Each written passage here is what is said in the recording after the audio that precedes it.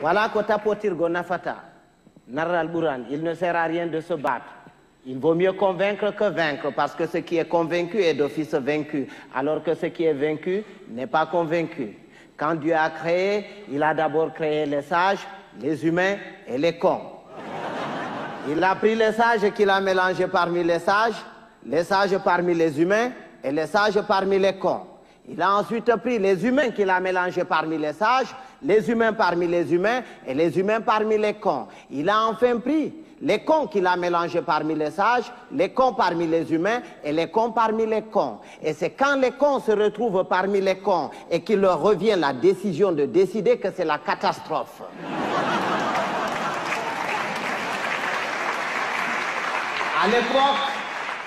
À l'époque, quand il y avait 2 ou 3 cons dans un village, on les extirpait du village pour les confier à un sage afin de s'occuper de leur rééducation. C'est après qu'on les remettait dans la société.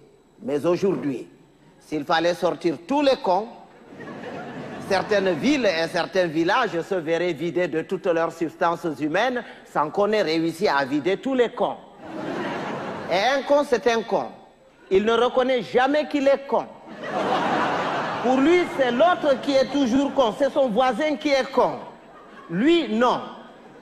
Il est tel une bête qui refuse de se reconnaître bête, mais qui ne cesse de paître dans la prairie de la bêtise. Heureusement qu'on le reconnaît toujours à sa tête, parce qu'il a toujours la tête d'un con. Il ne change jamais de tête. Si vous allez quelque part et que vous entendez les gens crier « Oh, le con, il est encore parmi nous. Il va nous pourrir la journée. » Si vous faites le tour de tout le monde pour repérer ce con en vain, ce n'est pas la peine d'aller le chercher plus loin.